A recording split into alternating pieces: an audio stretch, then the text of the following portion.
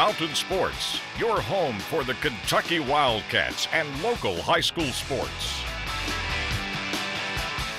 The football cats are in fall camp. Guys having a lot of fun with each other and sometimes getting angry. Not because of competition on the field, but because of competition off the field. Yeah, this game causes a whole lot of havoc sometimes, doesn't it? Talking with running backs like JoJo Kemp, Stanley Boom Williams, and Mikel Horton, you would think Madden is life, not ball. They love giving each other a hard time about playing the game. Horton says it's a blast. Oh, yeah. And the funny, you're going to have to see the reactions of people losing and Madden in the team room. That's probably the funniest thing. People throwing stuff, yelling, all of that. That's probably the funniest thing that I've seen here. Controllers broke? Nah, ain't the controllers broke, but it's on. I ain't going to snitch on nobody. Okay, I got you. Okay, so Mikel would not be a good character for a show like The Wire because he isn't snitching on nobody, but perhaps Mark Stoops will let out which one of these guys behind me will start this season. Patrick Tolles and his flowing locks are the favorite to win the starting quarterback spot, but Coach Stoops is not going to just count out Drew Barker. He wants to see the two guys battle it out. He's impressed, though, by Tolles' ability to keep his head down and improve. It could work its way out in one day. It could work its way out in 2 practices. It could work its way out in 2 weeks or through the first game. I don't know. Again, as I've said, I think it's more of a compliment to Drew and his capabilities than anything negative on Patrick. Because Patrick has done everything we've asked him to do. He's getting better, and I think he's going to have a great year. You know, but I just I feel again I go to Drew and the good things he's done. He deserves that opportunity, and we're going to get a good look at him. The Clay County Junior League softball team back in Manchester tonight. The girls returning from the World Series in Kirkland, Washington. They arrived via a police and fire department escort on Highway 80. Clay County went 1-4 in the World Series. They represented the Central Region, and despite not winning at all, head coach Billy Hurd extremely proud.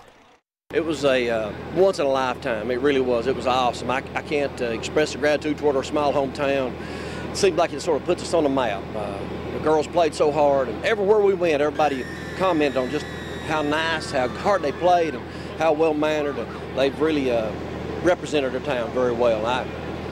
I'm just at a loss for words. I really am. We appreciate everybody, all that they've done. A small town came behind us, donated just tons of money for us to be here, and I get goosebumps thinking about it. I'm just very appreciative, and very humble, very humble.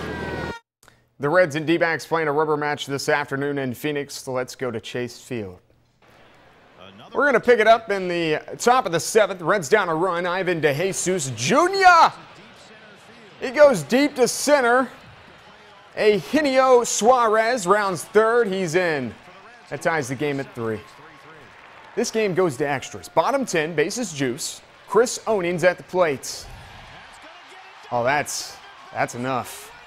That's enough for a walk-off win. Diamondback players run onto the field to celebrate the win, but hold up, though. While the celebration's going on, a security guard throws the ball to Brandon Phillips from the outfield. Phillips throws the ball to second. Billy Hamilton steps on the bag as to indicate Jake Lamb never made it to second base. The Reds are trying to convene the umpires to review it. Take another look. Lamb never made it to second. That's right, though. In the end, it wouldn't matter. With 1 out in the inning, only the runners heading to first and home had to touch the respective bases. Reds lose 4-3 in 10 innings. National League football was on television tonight. First preseason game of the year. Totally counts. Canton, Ohio for the Hall of Fame game. The bus. Jerome Bettis now into the Hall of Fame. Pittsburgh Steelers taking on the Minnesota Vikings. Second quarter, Pittsburgh up a field goal. Mike Kafka to Mikel Pruitt. There's your first touchdown of the season. After the extra point, Minnesota leads 7-3. Third quarter, same score. Steelers punting out of the end zone. Stephon Diggs with a lot of room. Dig this. Dig this. Everybody just falling down. Woo! He eventually gets down at the 1-yard line. Joe Baynard would go on to punch it in from a yard out.